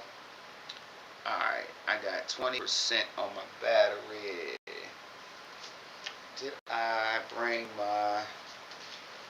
We might have to cut this, y'all, but talking for a minute. Hold on, let me plug it up. I can plug it up for a little bit. Let me plug up real quick. Y'all mind me? How about this? While I'm plugging this up, I want to play a video real quick. It was about to play just now. But it is in line with saying the goal of NLG is for everyone to only want Yahuwah. This is why I'm playing this video today. I want you to pay attention to the words and the passion and the desire to only want Yahuwah. To prioritize Yahuwah first in everything. Because that's the key. That's the key, man, to get through the door. Without it, you are not going to get it. You're going to forever be scrambling. You're going to forever be lost. Your what you call blessings, what you call great things happening, it's going to be hit and miss. It's not going to be expected. It's not going to be intentionally provided or given. You're not going to walk around just knowing all day long. You know? And I want you all to know. I don't want you to walk around and just believe. Who cares about believing if you don't know nothing? If you don't ever get to knowing, believing sucks. I could change your belief with the right argument for any topic. It ain't much. It's the knowing need. And Yahuwah is coming for a people that Yahuwah knows and that knows Yahuwah. Okay? So with that in mind, I'm going to play this video and then I'm going to plug this up so that this laptop don't pass away on y'all. Alright? And then we're going to get back to it. I'm going to close it out for today. Another next level. What? Another next level Genesis. Release. Let's go.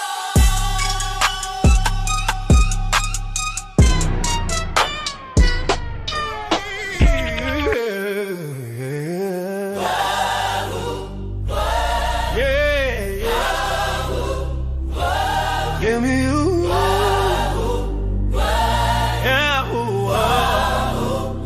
I want is you. Yeah. All I want is you. Yeah.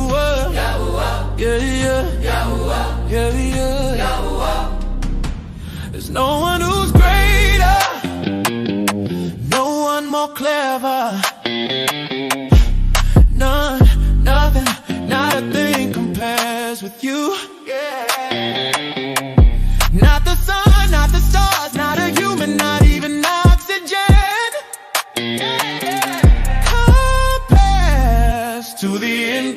compatible. Yeah. Who stands by you? By you? By you? By you? Oh. No one, nothing, nothing. Gotta be by you. By you? By you? By you? Oh. No one, nothing, nothing. All I want is you, Yahuwah. Yahuwah. Yeah. Give me you, Yahuwah. Yahuwah. Yeah. All I want is you, Yahuwah. Yeah. Give me you, Yahuwah. Yahuwah. Yeah. You gave me life, you gave me love, you gave me peace. You gave me strength, you gave me legs to go. You gave me peace to my soul, you made me whole. You held me tight, you made me right, and sheltered my mind. You are my truth, you are my youth, you are the evidence of life. You align my spine, you're the reasons I'm divine. You are my light, you calmed all inner strife. You hid my soul from true troubles, you held me within your hands. You never withdrew your presence. Thank you, Toda Yahuwah, yeah. Toda Yahuwah. Thank you, Toda Yahuwah, yeah. Who stands by you? By you? No one, nothing, not a thing. Yahuwah. By you? By you? No one, not a thing. Yahuwah. Yahuwah. All I want is you, Yahuwah. Yahuwah. All I want is you, Yahuwah. All I want is you, Yahuwah. Yahuwah. Hey. Oh.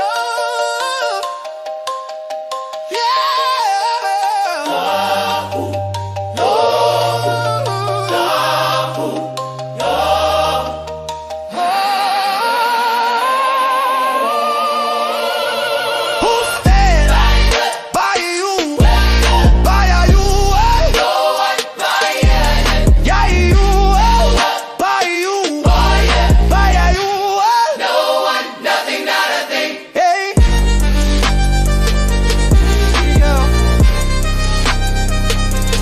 Give me you.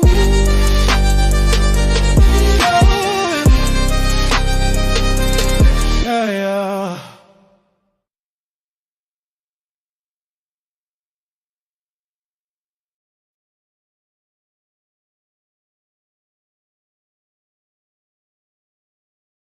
Enjoyed that. Hope you like that. I normally drop the video at the beginning, I know, but you know, technology call. And I'll make sure that you all got to what you needed to get to with everything. So let's get back to it. I was answering some questions about being connected from history. You know, what disconnected us in this place? What got us out of the peaceful place of the garden in the first place? What got us out of the natural just existing and being connected to Yahuwah? And it all came from a decision. A decision. Okay? We have got to a place all of belief has become the foundation is. And so what's scary about that is that so a man thinketh in his heart, so is he. Right? So whatever you believe, you will be. Right? Because we don't realize that we were created in the image of Elohim, the Creator itself. And with that comes the element of creating and choosing and being and existing in our choices and our decisions. And a lot of us don't realize the power we hold and the power we wield. We don't really grasp Yahuwah. We don't comprehend it. And some people do, and they prefer to play in the playground of this life because they believe that though they're spiritual, that this life is, I guess, the life to live and do stuff. Not realizing that your life is timeless. There is no time that exists within you or Yahuwah. This place wields an idea of time for control. Okay? It is another knowledge of good and evil. It's another way to wield its hand so that you live by something lower than Yahuwah's realm of existing in kingdom. Alright? In peace, in love, in truth, in fellowship. Alright? Because you're now in an idea that time controls everything. And so now you have to control what you can in time.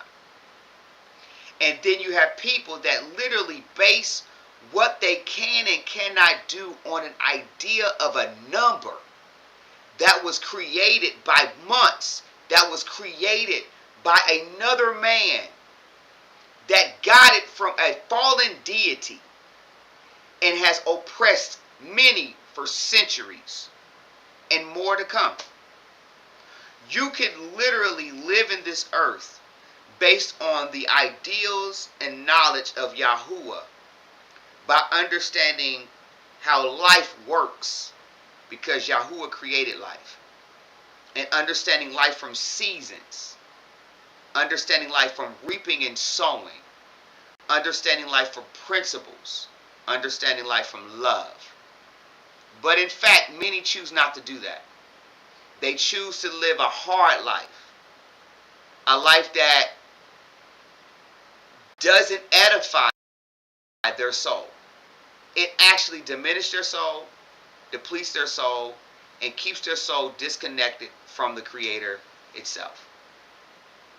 My goal, the desired goal I know of Yahuwah, all of us, and it says it in the scriptures, that all of us will come into the knowledge of knowing Yahuwah.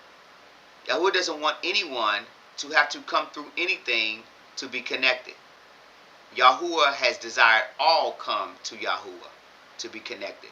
The whole point of the second Adam coming was because the first Adam failed.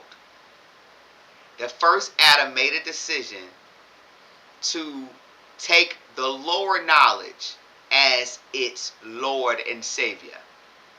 To take the knowledge of good and evil as the supreme level of knowledge and being and existing. And in fact, fell below the level of existence that it was created for. The first Adam. The second Adam in scriptures is called Yahashua. Those who say Jesus. That is called the second Adam because that Adam was the one that came to reconnect us into the place of Eden's solitude and wholeness and truth and wisdom and virtue and straightness. When Yahashua said, "No one comes to the Father but through me," Yahashua was not asking you all to worship a man. Yahashua was saying, to come to the Father, you have to do it in the way, in the position, in the mindset, in the being, in the truth, in the understanding, the understanding, and the spirit of Yahuwah as I have done it. Without doing that, you will forever be disconnected. You have to do it just like I did. Me to Yah. Yah's one spirit, Holy Spirit, dwelling within us all to Yah. Not multiple. Not multiple beings, multiple verses. No. One to one. It was taught very deceitfully in many places through religion. It's not a worshiping matter. Yahshua was not here to do that. And Yahshua said he don't want to be lifted up in any way save Yahuwah do it. So, with that in mind, who are you? Are you the followers of man, or are you the follower of Yahuwah? Let your heart answer that. Not your reason, not your knowledge of good and evil, not your experiences that you've already gone through, not through circumstances, not through fear, not through question marks and confusion. Your heart. What does your heart really want? What does your heart really say when you think about Yahuwah? When you think about being separate from Yahuwah, does your heart break or does it celebrate? There's your answer. Does your heart want you to be with Yahuwah or not? If your heart wants you to be with Yahuwah, let everything else go. If your heart does not, then there's your answer. I can't choose that for you. Yahuwah can't even choose that for you. You have been given the power and the authority to choose your dwelling place for your soul. Yahuwah gave you that right, gave you that power. And it's for you to choose. It's for you to decide. It's not something that has been taken from you. It is something that has very well been given to you as a gift. And you will have to decide who you are. You will. So a man thinketh in his heart, so is he. So what do you think about who you are? Who do you say you are? What does your heart say about you? For real. Not your parents you were born through, not your bloodline, not your ancestors, not spirits, not deities, not gods, not the TV, okay? Not sex, not problems, not rape, not abandonment, not relationship issues, not your children, not your parents, not your grandparents, not a priest, not me, not church, not a devil, not a deity, not a board, nothing else. You, your heart, what does it say to you when you think about the Creator? Because the Creator is there. I promise you that. You either agree or you don't. And there is where you're going to make your decision.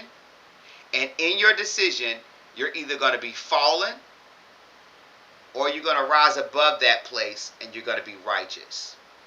Remember, you learned today, relationship is not religion. And religion is not relationship. However, in relationship, you will see what religion tries to do and create. But what relationship is, religion can never be. Because religion provokes a lack of reward. And relationship only provides reward. And all of that reward is in Yahuwah. All of it. Alright? So ask yourself deeply in your heart. Because I know some of you all, if you feel sorrow in your heart, listen. There was a man when Yahshua was walking the earth. I'll leave you with this story. When I'm going to have to find it another day. Because I don't know where it is in Matthew. I got the scriptures memorized, but not by number and verse. You know what I'm saying? Some of them I know, and then there's others that I don't. But it was a rich man, and he was walking, and the rich man said to him, I gotta find it. I want to read it to you all. Y'all need to hear this. I gotta find it. I'm gonna read it from there, but I want to find the actual scripture so I can give y'all scripture and verse. This is a real story. Hold on. It's about this rich man who said he did everything that he was supposed to, and Yahshua agreed, but it was one thing he couldn't do because he had taken on the knowledge of good and evil. The lower self, this world, this realm, became more important to him than the things of the spirit, of the higher things of the kingdom. And he was grieved, he was sorrowful. And some of you may become, that may be your choice. And if that's you, that's you. I ain't gonna say it's okay or not okay, I'm just saying that's you. But I'm gonna read this to you. Because I don't want you to make this choice, this mistake. Let's see. Let me see. Rich man. Let's see. Rich man. Denied Christ. I don't know. Let me see. Christ. No, rich man decided not to follow Christ. Rich man decided not to follow Christ. Let's just see if that comes up. Let's just see. Matthew. I told you it's in Matthew. There you go. Matthew 19. So go to Matthew, y'all, real quick. Go to Matthew 19. It's actually called Matithyahu. And I'll show y'all that in a minute. But go to Matthew. And by the way, Yahushua's name is in here too. So I'm going to show y'all what Yahushua's name looked like in Hebrew real quick. We're in the New Testament. Got Yahuwah. Hold on. Right there. You see it? That's what people call Jesus.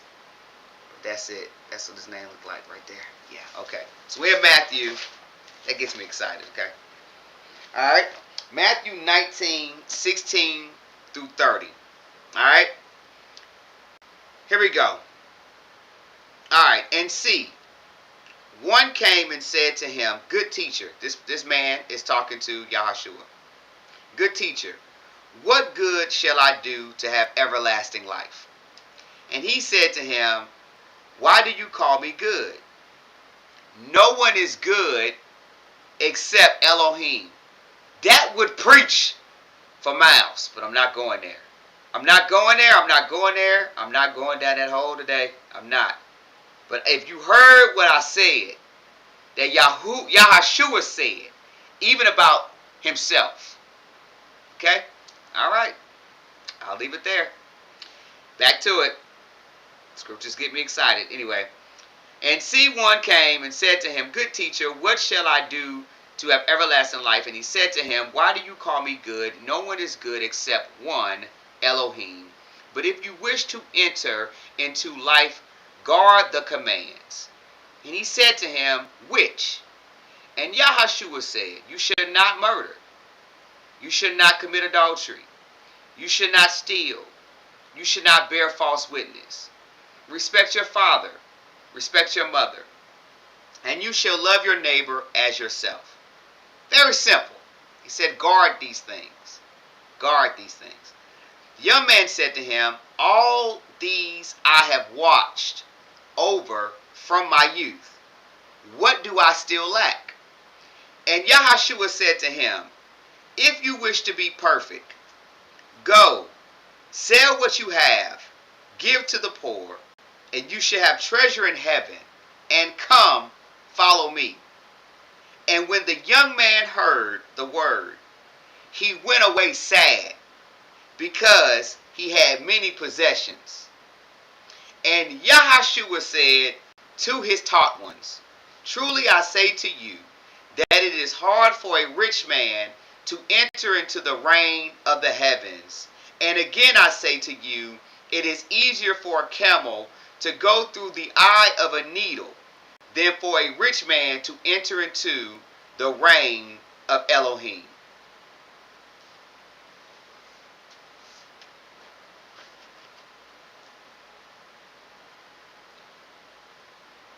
Yahuwah wants you to be to him in relationship what Yahushua was to him in relationship. Period. Period. There is no buts. There is nothing else to say. There is no great eyes. There is no little U's. There is no one who's good but Yahuwah. You heard it from Yahushua himself. Recorded by those that were following. Yahushua taught us to go through Yahushua's way. He's the way, the truth, and the life. No one comes to the Father except through him. You have got to study to show yourselves approved. The scripture says that. Yahuwah's people die from a lack of knowledge. I just told you how you need to get it. You have to be connected to Yahuwah for yourself. There is nothing in this world. There was no one who's existed before us and anyone after us. There is no angel. Nothing is going to give you a pass there. Nothing is going to help you get there but you. You are the answer to your relationship with Yahuwah. You are. And either you want it or you don't. Either you desire it or you don't. For anyone that says it's hard, let me tell you something. I have seen this in my own life and with people around me. Drugs is hard. Alcohol is hard. Sex is hard. Relationships is hard. Working is hard. Doing the things that you have to do to survive every day is hard. But you make a decision to do it. If that is important enough for you to go past your fears, to go past what you're scared of, to go past your insecurities, to go past your belief systems, to get it done, to write up a resume, to forge a name, to play a game, to do whatever it is you do to survive. Is Yahuwah not worth it? Is Yahuwah not worth a true try? How is everything else worth the complications of life, the hardships of life? Every other relationship worth it, but Yahuwah is not. That's a heart issue. That's a heart issue. If you realize today that your heart is wrong, there lies your answer.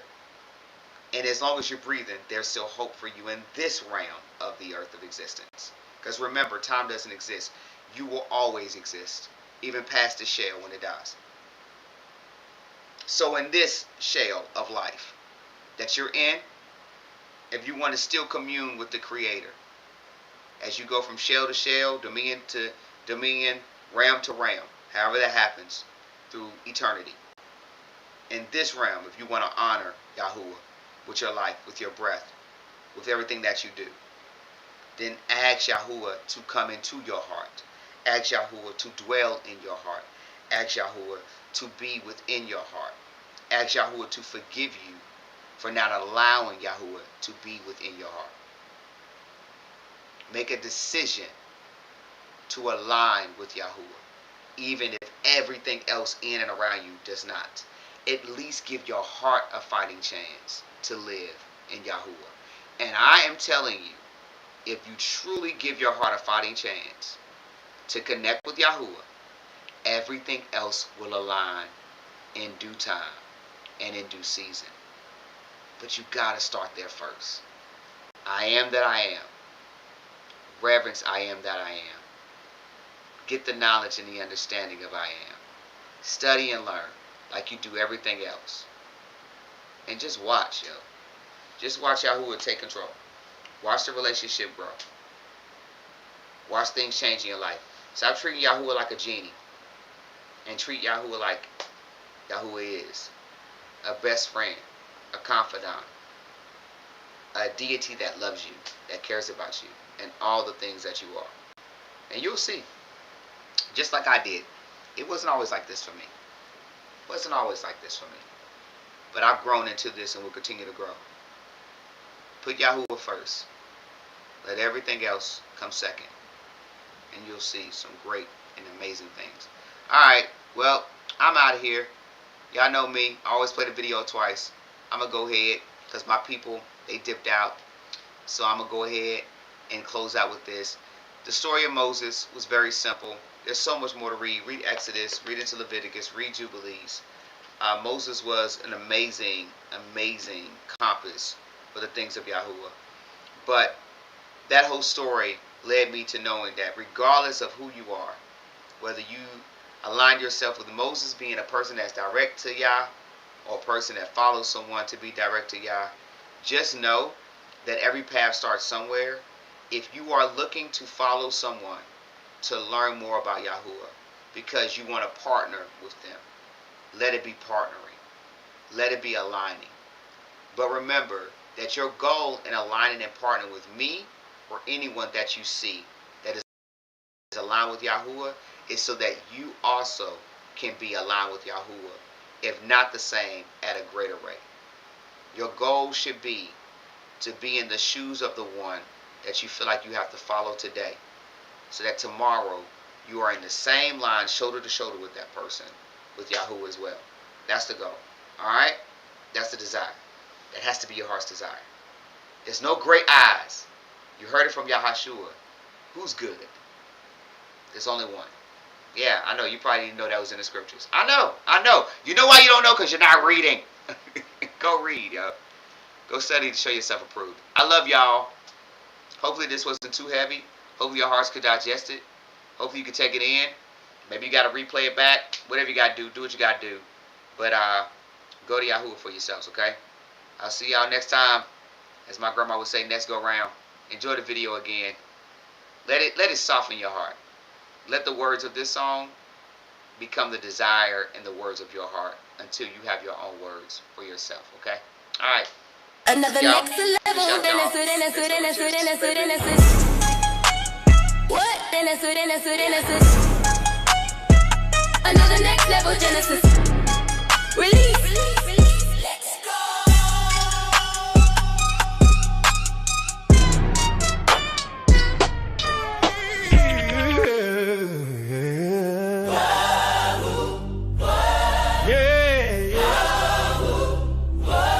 Give me you. All I want is you.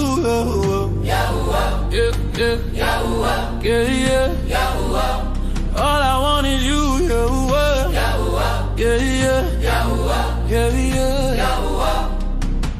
There's no one who's greater, no one more clever. None, nothing, not a thing compares with you. Not the sun, not the stars, not a human, not even oxygen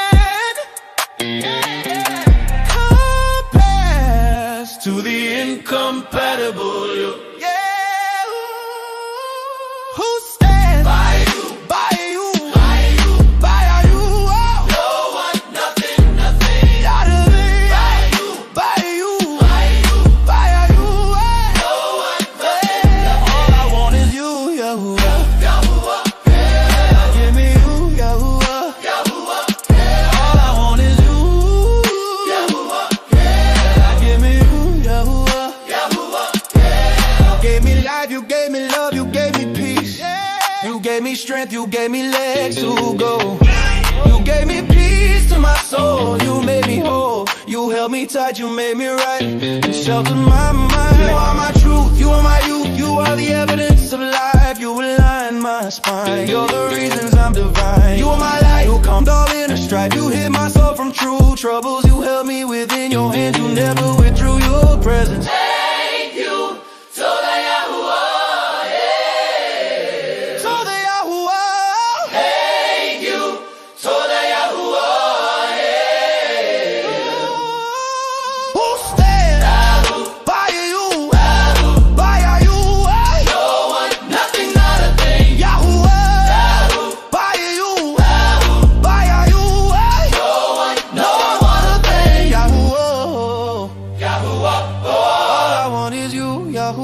Yahuwah, all I want is you. Yahuwah, oh.